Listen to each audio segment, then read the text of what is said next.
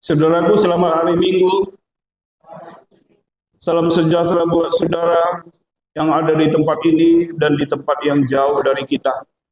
Semuanya kita percaya, siapapun itu, anak-anak kita, saudara-saudara kita, semua di bawah pemeliharaan dan berkat Tuhan yang boleh kita terima. Dalam minggu Advent yang minggu Prapaskah yang keempat ini, judul khotbah kita adalah membukakan pintu pertobatan. Sebelum itu ada kisah yang dituliskan oleh seseorang tentang seorang ibu yang memberikan pertobatan, pengampunan kepada seseorang yang telah membunuh anaknya. Kisah itu terjadi di Iran pada tahun 2007. Berkelahilah anak ibu ini dengan seorang anak muda yang lain. Anak ibu ini meninggal dunia karena perkelahian, mungkin karena pukulan keras atau kena tikaman, ibunya meninggal. Anaknya ini meninggal. Lalu si anak ini tadi ditangkap dan dipenjarakan. Selama 7 tahun, banyak orang, keluarga-keluarga yang anaknya di penjara ini mohon kepada ibu ini agar diberikan pengampunan, supaya dia tidak dihukum mati dengan ditiang gantungan. Tapi ibu ini mengeraskan hatinya, tidak ada pengampunan. Nyawa dibayar nyawa, anakku mati.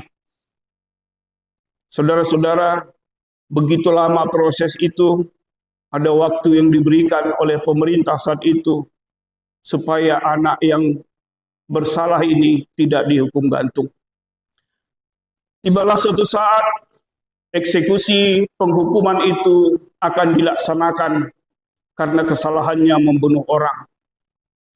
Dan anak itu sudah berdiri di atas altar, ada panggung dan tali pengikat tiang gantungan leher sudah ada lengket di lehernya. Hanya tinggal menyingkirkan ganjal di kakinya dan ia akan tergantung. Dan itu biasanya disaksikan oleh orang banyak. Dan kebetulan si ibu ini dekat, diberikan tempat yang dekat kepada yang akan digantung ini. Biasa begitu, supaya dia boleh menyaksikan. Mungkin dengan menyaksikan itu, dia mengatakan, puaslah dia. Saudara-saudara, detik-detik terakhir, seorang anak yang akan digantung ini, dia berkata kepada ibu itu.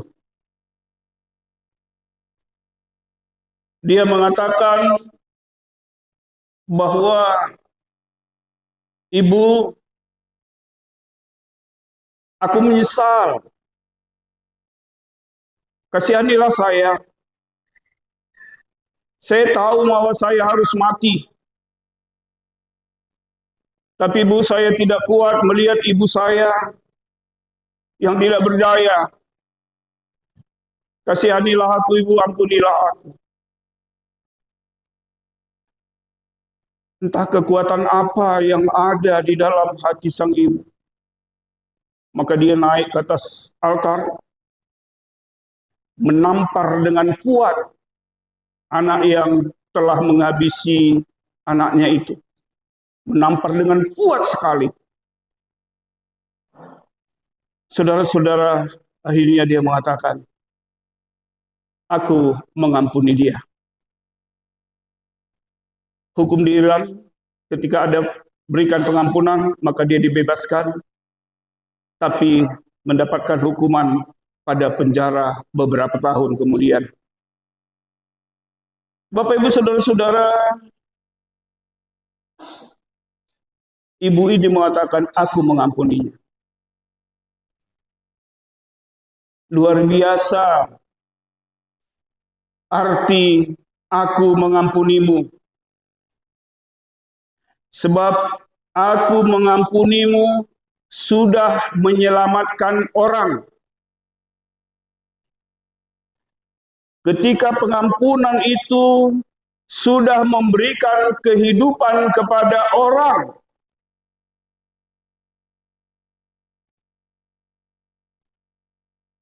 luar biasa ketika kita mau memberikan kata pengampunan itu dalam kehidupan kita. Bukan hanya mau menyelamatkan orang, memberikan kehidupan kepada orang. Seorang penjahat yang di sebelah kanan Tuhan Yesus juga, Yesus mengatakan, ampunilah Tuhan.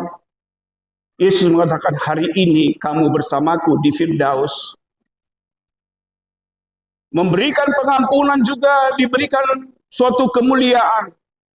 Tempat yang berharga bagi orang yang mau dengan kesadaran mengatakan, ampunilah aku, dan ada yang bersedia mengampuninya. Saudaraku, ya, ketika saya mendengar cerita itu,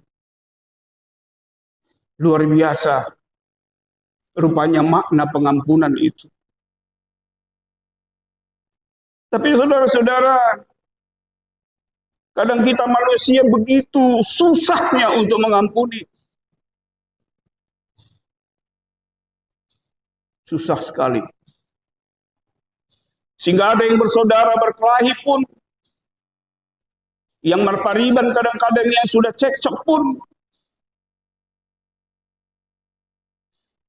sampai mati tidak ada penyelesaiannya. Dan itu tidak ada membuat kita lebih baik, kecuali mau mengatakan pengampunan itu membuat kita lebih baik. Selalu ada jurang ketika tidak ada pengampunan itu. Itulah yang diajarkan oleh sabda Allah bagi kita, saudara-saudara. Apa yang disampaikan oleh Tuhan lewat berita Injil hari ini kepada kita. Mengenai masalah perumpamaan tentang anak yang hilang. Yang diceritakan ada bapa, ada seorang anak sulung, ada seorang anak bungsu. Si anak bungsu ini, ya anggap saja anak nakal.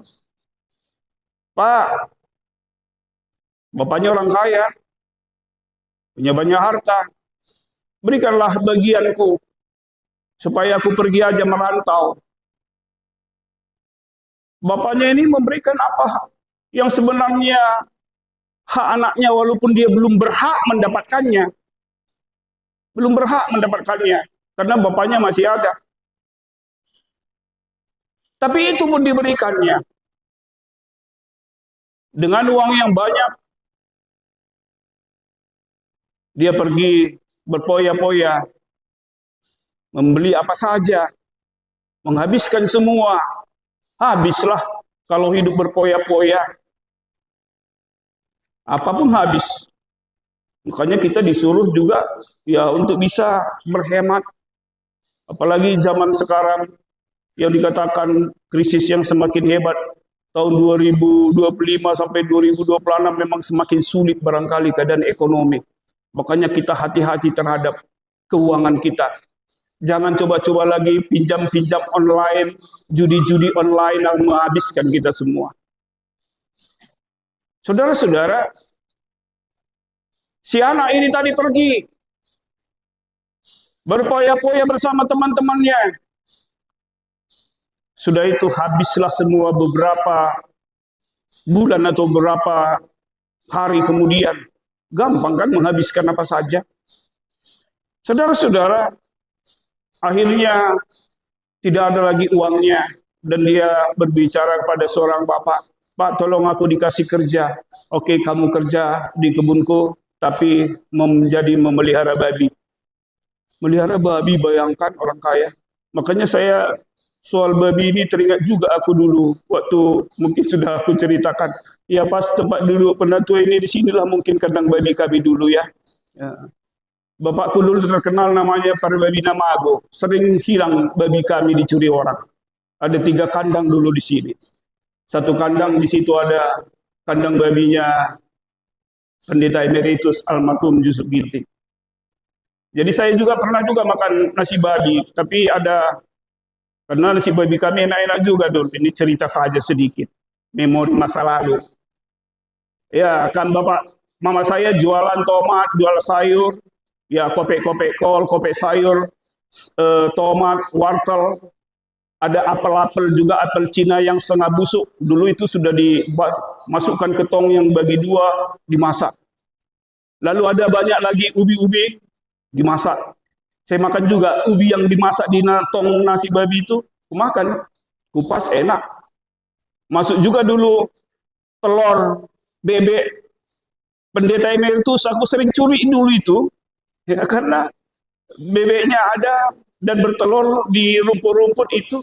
Aku masukkan ke rebusan nasi babi, sudah masak, aku makan. Teringat soal pemeliharaan babi itulah tuh saya sampai mulai dari SMP mungkin tahun 77 sampai tahun 83 saya masih memberikan makanan untuk babi-babi kami. Saudara-saudara, saya juga pernah makan dari nasi babi itu, rebusan telur, enak juga. Ya kan? Enak. Karena ada juga kepala-kepala ikan asin yang direbus ke situ. Jadi sudah ada rasanya. Bapak Ibu saudara-saudaraku, itu pun dilakukan oleh anak bungsu ini. Karena laparnya dia mau makan ampas pun dilarang. Bayangkan saja. Ya, mau makan ampas pun dilarang. Saudara-saudara, dia berpikir, lebih baik aku pulang ke rumah bapakku. Di sana banyak pesuruh pekerja bapakku. Mereka tidurnya enak, diberikan makanan yang layak. Aku pergi. Saudara-saudara, dia pergi ke rumahnya. Tapi apa yang terjadi? Bapak ini sangat mengasihi anaknya. Dia sangat menunggu kedatangan anaknya. Sangat menantikan anaknya. Seperti kita juga kan, anak-anak, lihatlah orang tuamu semua, kalau kamu kelamaan pulang, orang tuamu selalu was-was kalau jam 10 lewat kamu belum pulang, selalu ditunggu itu.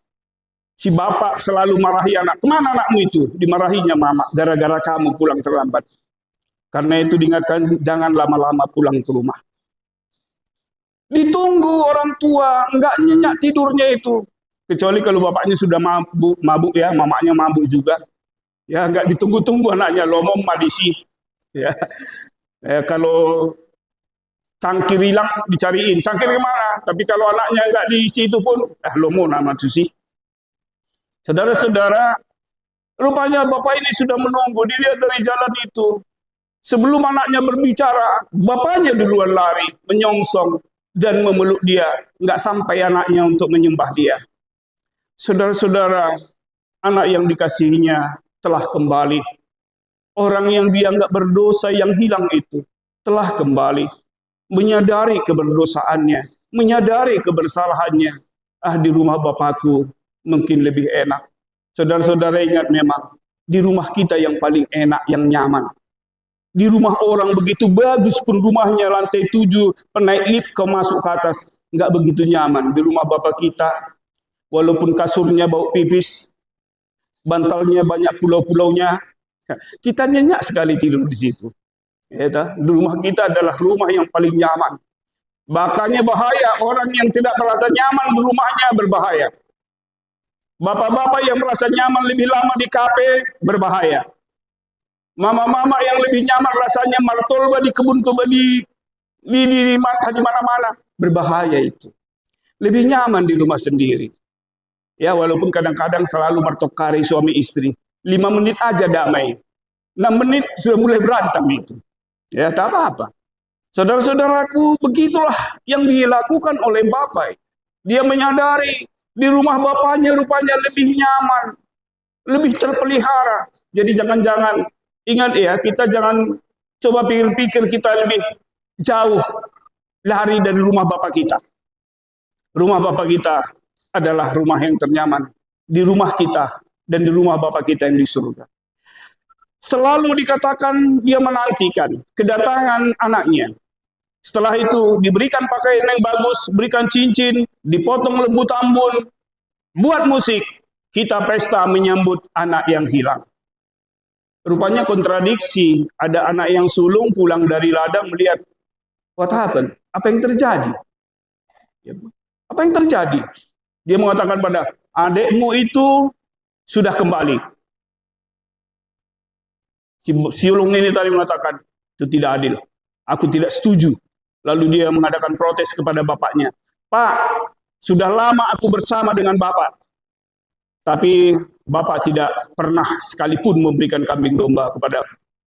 Saudara-saudara, apa jawab bapaknya? Anakku, apa yang kau miliki, engkau miliki. Engkau bebas, mau berbuat apa saja. Ini mau mengingatkan kita nanti kepada Bapak Ibu Saudara-saudara. Rupanya kita begitu juga manusia seperti anak yang sulung. Dan anak sulung inilah sebenarnya anak yang hilang itu. Yang tidak mau mengampuni. Apapun yang dilakukan bapaknya dirasakan suatu salah. Itu salah kesalahan besar. Nggak harusnya begitu diperbuat. Terima-terima saja. Ngapain kayak pakai baju baru? Ngapain dikasih cincin? Ngapain pesta? Terima-terima saja sudah. Saudara-saudara, tapi perlakuan istimewa kepada Bapa sama seperti yang dikatakan kitab suci. Satu orang yang berdosa datang kepada Tuhan, malaikat surga bernyanyi. Akhirnya Bapak Ibu, apa yang kita belajar dari kisah perumpamaan tentang anak yang hilang ini? Saudara-saudara, ada dua hal. Yang pertama, anak yang hilang itu adalah cerminan kita semua. Saudara dan saya. Tidak ada satupun manusia yang di dunia ini yang berdosa, yang tidak berdosa. Oke, siapa sini manusia yang tidak berdosa? Tunjuk tangan dulu. Semuanya kita seperti yang dikatakan oleh Yesus ketika mau ada orang banyak melempari seorang pelacur. Siapa yang merasa tidak berdosa, dia duluan melempar. Rupanya pergi satu-satu. Sudah itu Yesus mengatakan, sudah, mereka tidak menghukummu, jangan ulangi lagi. Ada waktu, kesempatan untuk menerima pengampunan itu. Untuk bertobat itu. Ada kesempatan untuk bertobat. Anak yang hilang, yang bungsu itu adalah cerminan kita semua, saudara dan saya. Semua kita berdosa. Ya, sama seperti deklamasiku mungkin waktu anak SD di sini di zaman. Mulutku berdosa, apaku berdosa lagi? Tanganku berdosa, kupingku berdosa, kakiku berdosa, semua sudah kena dosa. Ya, saudara-saudara, begitulah hidup kita itu. Sekecil apapun dosa yang kita buat, itu membuat kita semakin menjauh kepada Tuhan. Saudara-saudara, dosa itu menjadi pemisahan antara kita dengan Tuhan. Kita semakin jauh dari itu. Tapi ingatlah, melalui perumpamaan ini juga kita diperkenalkan kepada Allah, kepada Bapa yang penuh kasih, yang selalu menanti kepulangan kita. Pertanyaannya, saudara-saudaraku, kenapa sulit untuk bertobat? Kenapa sulitnya kita bangkit untuk mau mengakui kesalahan kita? Sama seperti anak, Bapak, aku tidak layak lagi anakmu. Aku sudah berdosa kepada Bapak dan kepada surga. Suatu kesadaran yang diberikan oleh si anak yang bungsu ini, menyadari keberdosaannya pada Bapa dan surga. Percayalah, sebelum kita menyatakan itu, Bapa lebih dulu mengampuni kita. Bapa lebih dulu mengampuni kita. Luar biasa cinta kasih Tuhan bagi kita. Yang kedua, saudara-saudara, belajar dari si sulung yang sulit memberikan pengampunan. Hidupnya menerima banyak berkat loh. Karena bapaknya bilang, semua milikku adalah milikmu. Tapi dia tidak menyadari itu. Dia menganggap bahwa itu semua adalah kerja kerasnya. Dia tidak menyadari berkat Tuhan ada padanya. Karena dia sulit mengampuni. Bapak enak-enak aja habiskan semua yang ku cari. Capek loh cari duit itu, cari kerja di ladang, Pak. Tapi Bapak enak sekali memberikannya. Saudara-saudara, itu adalah tabiat si sulung yang tidak mau memberikan pengampunan padahal dia punya berkat. Saudara-saudara, semua kita mendapatkan banyak berkat dari Tuhan. Sampai sekarang, kalau orang kalau bilang penanam-nanamlah, juga belina keleng ate Tuhan membantu. Kita mau rasakan. Lihatlah betapa baiknya Tuhan itu bagi kita. Banyak yang diberikan berkat. Kita masih boleh bersama dengan anak kita. Boleh menyaksikan tetap pendidikan anak kita selesai. Boleh tetap menyaksikan walaupun nakal anak kita. Dia masih ada juga memelihara. Tuhan memeliharanya. Kenapa begitu sulit mengampuni? Saudara-saudara, kadang itulah kita menganggap kita lebih baik dari orang lain.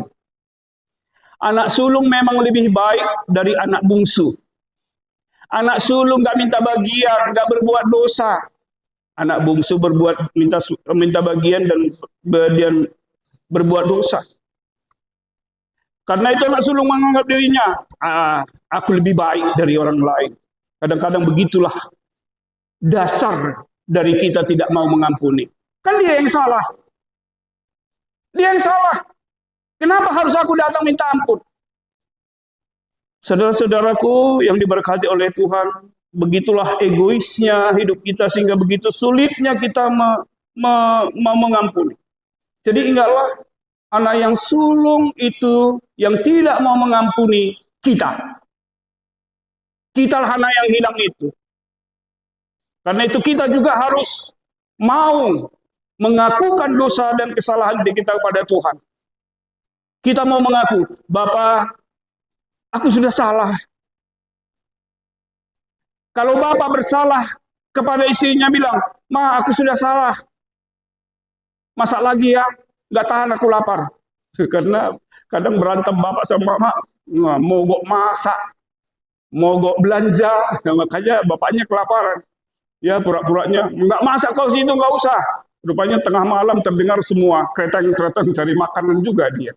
Ya, sudah karena itu berdamailah ya, mengampuni. Ya, ada mengampuni itu kita buat kenyang. Jadi pengampunan itu juga membuat kita kenyang loh, enak tidurnya. Itu. Karena itu Bapak Ibu saudara-saudaraku, tak terhitung lagi dosa dan kesalahan kita. Sebagai suami, sebagai istri, sebagai anak-anak, begitu banyak kesalahan kita. Tanpa ada pengampunan satu yang lain, hubungan baik itu tidak akan pernah terjadi.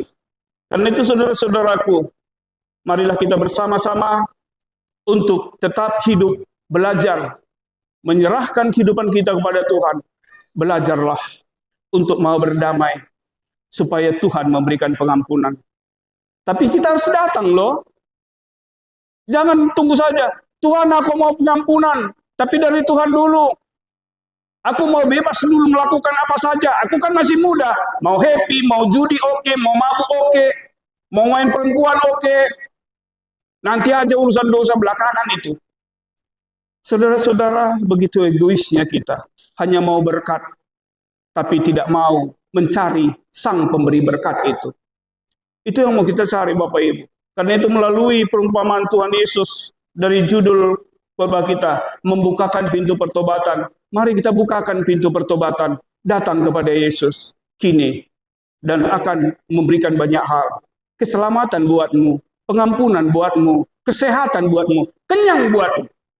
Ya, itu pengampunan luar biasa akibatnya. Karena itu, ya diberkati Tuhanlah kita, diberikan tetap keinginan bagi kita kesadaran untuk bisa mengampuni, saling mengampuni satu dengan yang lainnya. Tuhan memberkati. Amin. Kita